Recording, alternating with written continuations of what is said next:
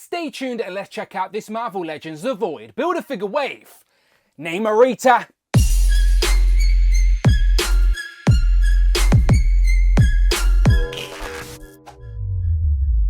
Pow, and welcome back to the channel, Dan Who Reviews. As always, my name is Dan W. Make sure you are following me on Instagram at It's Dan Who. And remember now you can hit that join button and become a channel member as well. Either show some love or join the members club. Much appreciated. Today we continue looking at the Marvel Legends The Void Build-A-Figure wave. As in front of me today, we have another founding member of the New Warriors.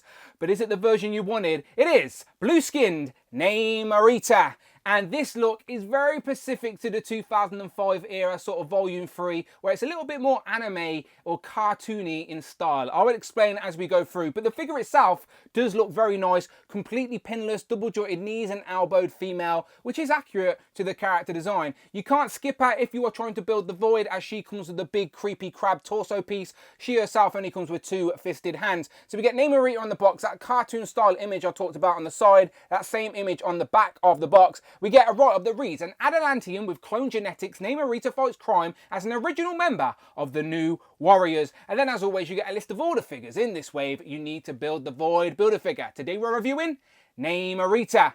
So let's not waste any time and get her open. Here we have Namorita out of the packaging with everything she comes packed with, including the creepy crab torso piece of the Void Build-A-Figure. So you know what to do, subscribe and come back as we are getting closer to building and reviewing the Void Build-A-Figure. Not today though, today we are focusing on the Adalantian. That is of course Namorita in her gorgeous blue skin. And it's a great Marvel Legend as well. Double jointed, knees and elbows, completely pinless, and a more realistic representation of this particular character design from the comics, as during this run it is very sort of cartoon style. It reminds me of Teen Titans, and I think New Warriors was always meant to be Marvel's version of Teen Titans. So if you know what I'm talking about, you'll understand the reference. But this look does appear more so in the comics as well at the start of Civil War. I will explain all in a second, but let me move these interchangeable hands out of the way. Let me get this tape measure out. So you can see that she stands at just under 6.5 inches tall. So not the shortest, but not the tallest female Marvel Legend. Of course, I will do some comparisons as we move through. But before, in case you didn't know who Namorita was, I guess we should ask the question. It's old school style.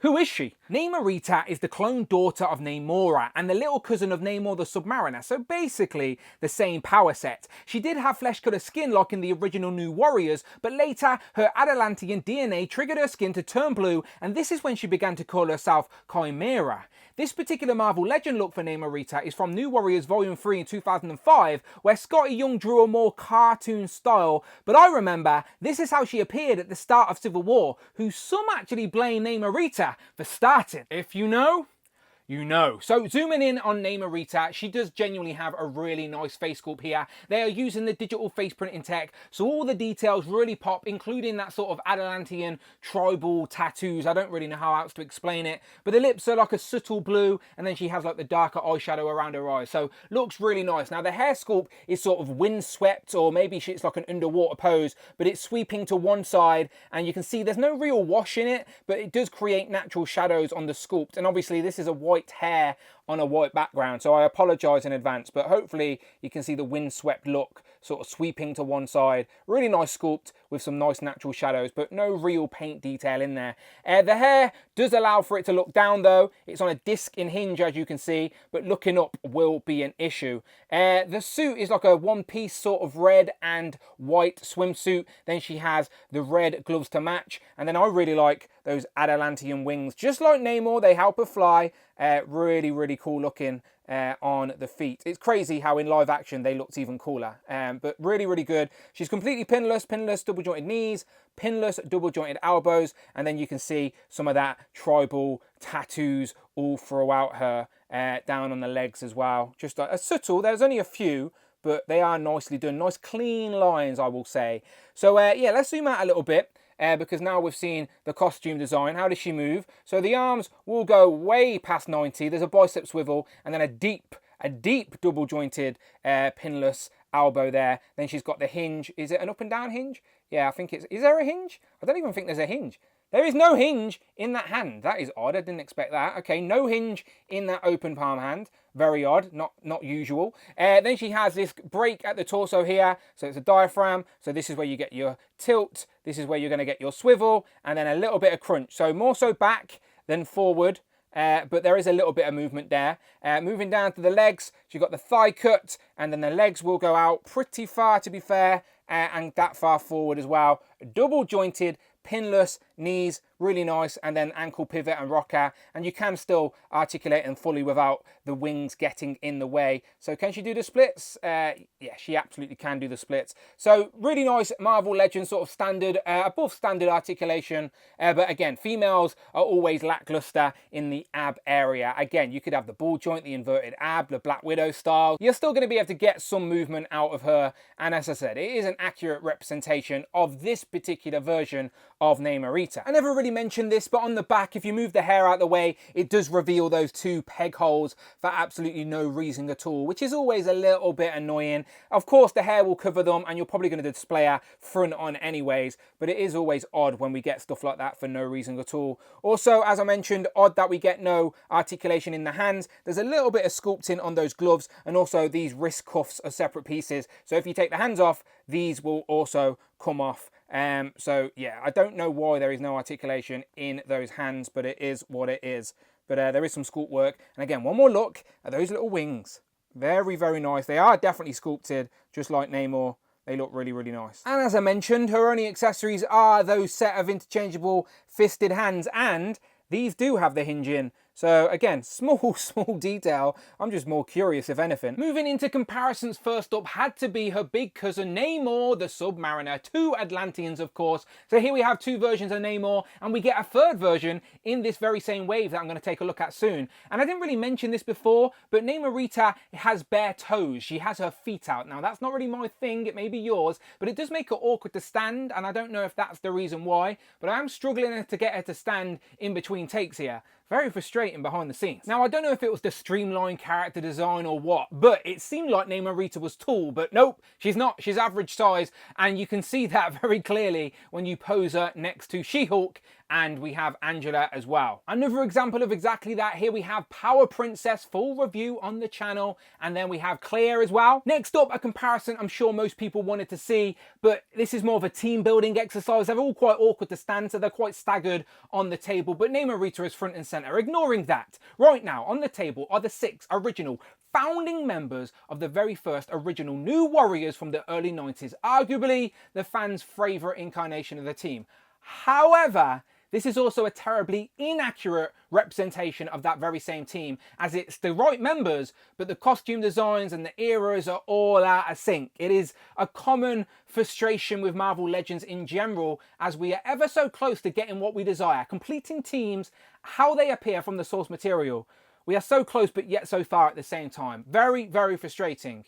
For example, Nova should be red, but the blue version sort of works, but the red version is a Marvel Unlimited exclusive, which isn't even available to us in the UK, so I couldn't get it if I wanted to. Next up, we have Firestar. She looks pretty good, actually, and we do have 2 versions of her available to us. We have Night Thrasher. He actually looks pretty good. We have Speedball. Again, his costume varies slightly, so that works pretty well. Justice, however, we sort of really need his more Marvel boy look for an early New Warriors accurate portrayal. I'll explain more in his review, as he is also in this very same Void Build-A-Figure wave. Namorita, though, is unfortunately the biggest issue, as it isn't even the blue skin version we would desire. We really need the sort of skin tone, regular flesh toned version of Namora, where she is in the green one-piece swimsuit, whatever you call it, with the blonde hair. That is what we need in Marvel Legends form. So I can only hope that now we have all these figures out in one form, that the Legends team have a New Warriors box set up their sleeve, where they can give us some reissues and updates and redesigns to give us a more accurate, original New Warriors team.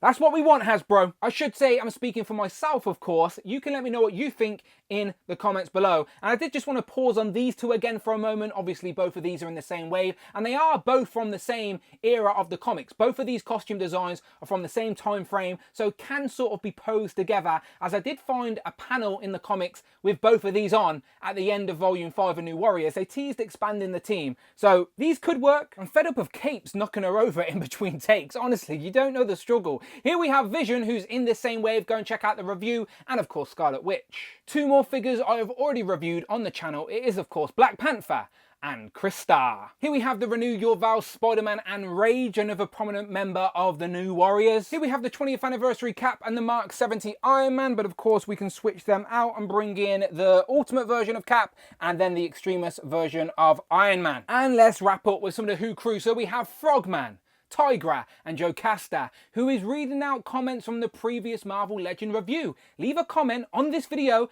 and she may pick you for the next one.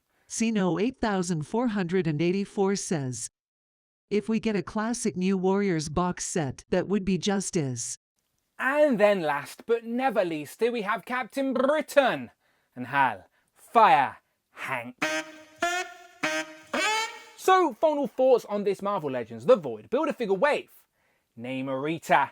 Now, honestly, I like this figure. It's a solid representation of this particular era of Namorita. I'm glad they didn't do the more cartoon style, as it wouldn't have really fit into the wider Marvel Legends aesthetic. But this is a solid Marvel Legend figure. And honestly, my mind's eye of this outfit are those first couple of panels of Civil War. So I don't mind it. However, I do think when it comes to Namorita, the character, the wider community would have probably appreciated the flesh-toned sort of green swimsuit version from the early issues of New Warrior. If we were going to get a blue skin version, then it would have been nice to get the sort of seashelled Chimera version rather than this version. But again, I'm only speaking for myself. I cannot speak for you. I'm sure there is people out there, like Rich, for example, really wanted this version of Namorita. And it's a nice figure. It really is. I just think for the grander Marvel Legend world building we're doing, it's probably the least desired. But it's a nice Marvel Legend all the same. You let me know what you think. Again, I always ramble at the end of these videos, so ignore me. Let me know what you think in the comments below. And if you like Marvel Legends, I know this thing for sure. This one, I promise.